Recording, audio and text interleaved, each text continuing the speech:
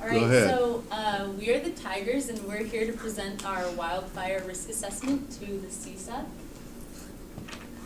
So, due to the recent climate change that we are viewing in the United States, low snowfall each year is extending the fire season. We're seeing increased droughts, and due to these increased droughts as well, there's water shortages, and these water shortages are coming from the increased droughts, but also from the changes in snowpack. And so we're seeing that when fire season does start, there's less amount of water available to even fight these fires. And so for our worst case scenario, we're envisioning that many small regional fires are going to start, and then they'll spread into larger regional fires and eventually kind of take over the western majority of the United States.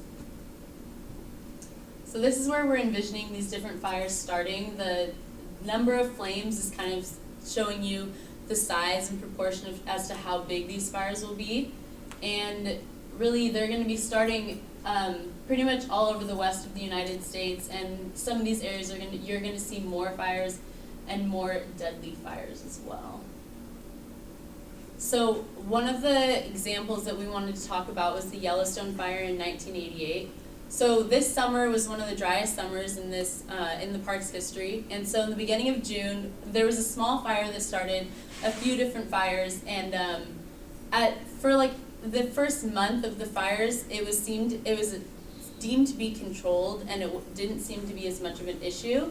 But by the end of July, because of these high winds and dry fuels, the fires became a lot larger than they were expected and quite uncontrollable. And one of the worst days of this firestorm was August 20th, and the fires burned more than 150 acres. And at this point, there was essentially not much they could do to control it, so the fires just continued to burn until the end of the dry season. And so these fires, at the time, were one of the largest firefighting efforts in the United States. So $120 million was spent fighting the fires, and 25,000 people were involved in fighting these. And so we have a video to show you just to see how these different fires are starting, and you'll see the nonlinear regression of how these fires begin to spread. They seem to be controlled at first, and then as time goes on, they really start to take over the entire part of the park.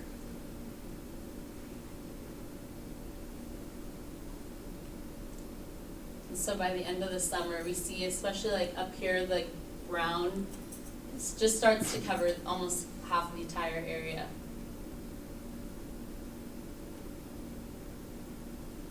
And here is a map of wildfires. These are major fires since 2001 across the United States. And so the yellow dots and the dark pink are going to be larger fires and more severe fires, which is also why we chose to have a lot of our fires for our worst case scenario starting in the western side of the United States, as we see here that there's going to be more of a likelihood for these larger and more severe fires in that area. So contributing to all of these wildfires that are happening since 1980, in 1980 we saw about 140, these are large-scale wildfires. They're burning more than 1,000 acres, and in 1980 and to about 2000, 140 to 160 wildfires, and then in about the past 10 years now, we're seeing an increase in almost 100 wildfires that are burning over 100 or 1,000 acres, and so. And we're seeing this happen because of this increase in global climate change.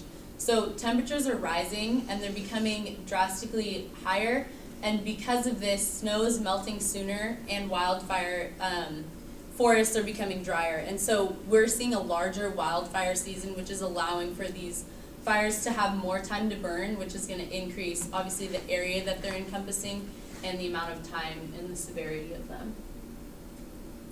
And so this is kind of reiterating what we were showing, but the dark red parts are showing you that the amount of area that's going to be burned for the annual wildfires is going to increase. Dark red is 650%. And so although we're not seeing as much of an increase in California and Nevada, where we already are witnessing large and very devastating fires, if we can imagine that all of these fires now across the western United States are going to be almost to the severity of California's in the next few years, which we're predicting by the mid-century. And then also contributing to all of these wildfires is the drought severity in the western United States. And so the dark red is going to be the severe droughts, and that's what we're seeing on the graph here on the left. And then on the right is showing you that since 2004, 2005, drought severity is increasing, and it's also getting more serious. So we're seeing the dark red is the more severe droughts, and as we are increasing in time, droughts are getting worse every year. And to help fight these fires, as we're seeing, so we were just showing you is that drought severity and the likelihood of these serious fires is increasing every year. But for whatever reason, every year we're never getting allocated enough money to fight fires. So the black line is showing you the amount of money that's spent fighting fires, and that's fighting fires while they're burning, but then also recovery costs. And so in the green is the amount of money by the Forest Service that's allocated, and then the blue is the Department of Interior. And there's never been enough money to sufficiently pay for the amount of damages that are happening from these firefights. Is that for the whole country or just the West? I believe it's for the whole country. Okay. It's worse in the West. If you look at that in the West, the gaps are much bigger. State of Montana, for instance, hardly gets any resources to fight fires, and it burns down every year. So why is this an issue? So the wildland-urban interface is defined as being an area where there are homes in or near forested areas that are at risk of wildfires. And so the reason why the wildland-urban interface is an issue is that it costs significantly more to fight wildfires in this area than just in the forest. And so the development of this area results in a large increase in cost for fighting wildfires. However, the wildland-urban interface is currently developing very rapidly. Only 16% of it is currently developed, so in the future this could be a very major issue.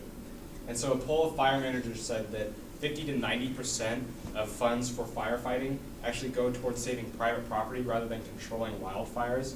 And so with the development of the wildland-urban interface, this results in a lot more money going towards protecting private property rather than actually controlling wildfires.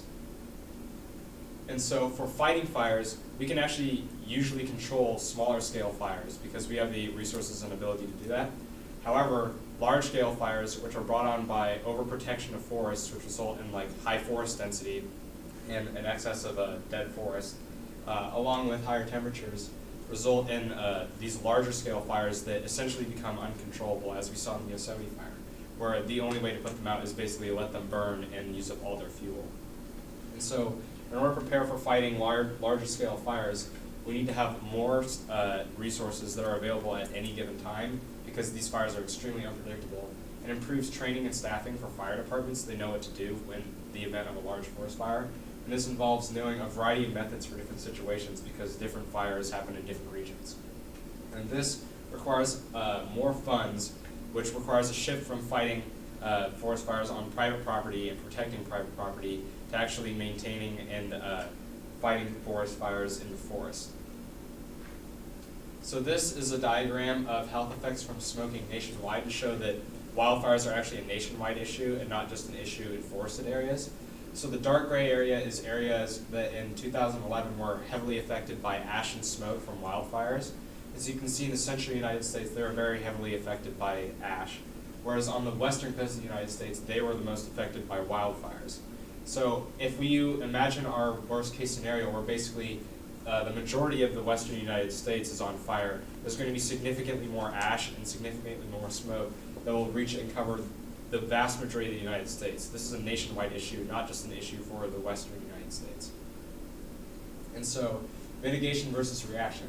So wildfires are actually essential to maintaining the health of a forest because they help clear out dead brush and remove ground cover that could restrict the growth of new plants. However, there's been an increase in the number of medium and high intensity wildfires, which are actually bad for forests because medium and high intensity wildfires destroy forests, can completely destroy them, like we saw in the Yosemite fire, which took 20 plus years to recover. And there isn't very much you can actually do to help our forest recover after a medium or high intensity burn because it just wipes out the forest. But this is why we need to stress resilience over recovery and reaction.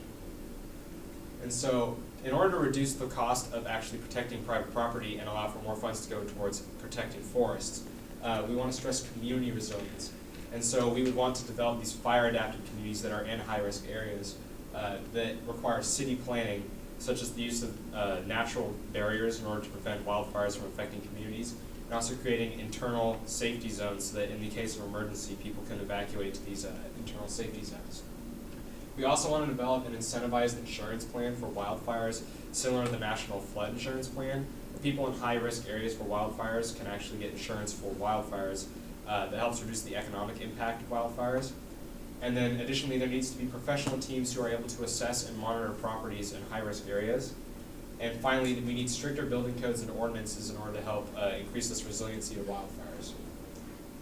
So specifically in defending homes, these stricter building codes need to include the use of fire-resistant materials and also fire-resistant landscaping.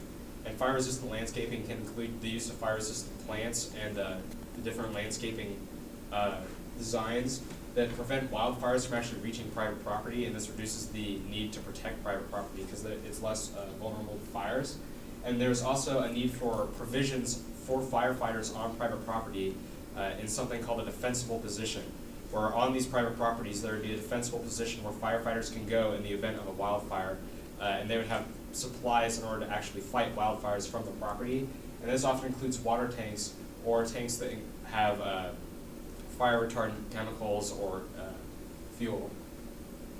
And so our mitigation strategy for the forested area, because the forested area is so large and so diverse, it's extremely hard to monitor effectively as a whole. And so we propose a divide and conquer strategy where we would partition the different areas of the forest into community maintained regions. And then we would have a standard method for monitoring and maintaining each region.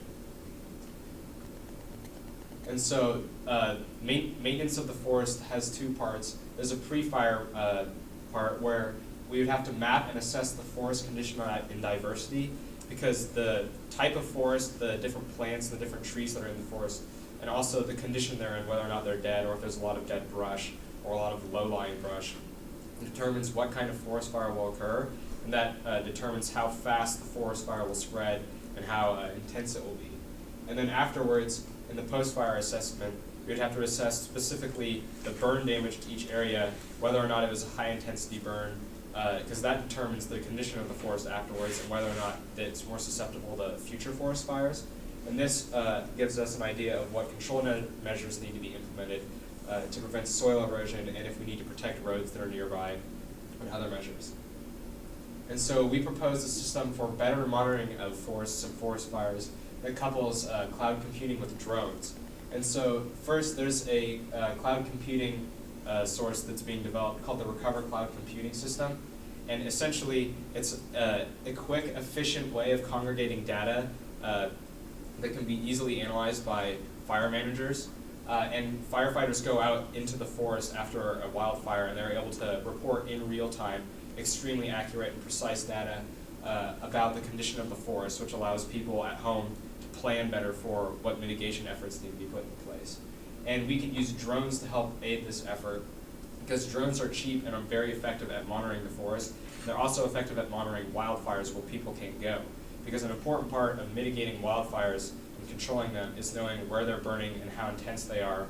And it's very hard to do that with current measures that typically involve flying helicopters or planes nearby. So coupling this cloud computing with drones provides a very efficient and consistent access to data that allows for better planning of mitigation efforts. And so how much will this cost?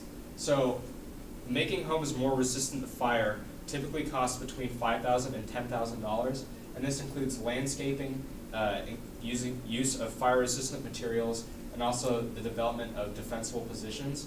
However, if you compare this to the $10,000 to around $100,000 cost to actually repair or replace private property, that's a very small price to pay for resilience. And then additionally, drones cost between $30,000 to $50,000, but only cost $4 an hour to operate. And compared to the hundreds of thousands of dollars to millions of dollars required for surveillance aircraft and maintenance of surveillance aircraft. In the long run, this will be extremely efficient. And so there are some environmental and societal repercussions to wildfires. Immediately after a wildfire, you have a risk of fire-damaged trees falling on property, and there's also an increased risk of debris being carried away by rain and also by flash floods that can create devastating mud flows. And in the long term, soil erosion can be an issue, insect infestation can be an issue, reseeding of the forest, and replacement of many plant and animal communities with other animal communities can permanently alter the forest. And societal repercussions are mainly focused on people who need evacuation in the event of a wildfire, need temporary shelter, food and assistance, and there's also smoke problems from smoking pollutants, or health problems from smoking pollutants. And then resources are spent on the protection of homes and other structures rather than actually fighting the fire. And in the long term, people who lose their homes need financial assistance and also need long-term shelter. So in conclusion, we just wanted to make it clear that our worst case scenario is very feasible with the way that global climate change is occurring. And so in order to reduce the loss of lives and property, as well as infrastructure, we need to have this, we need to implement this long-term community action as soon as possible. And so we feel that the best way is to lower costs of fighting these fires is, although we're putting more money into the present time, protecting these houses and implementing these different systems, in the long run we'll be spending less money for paying for fire costs and for property that is damaged from the fires. Okay.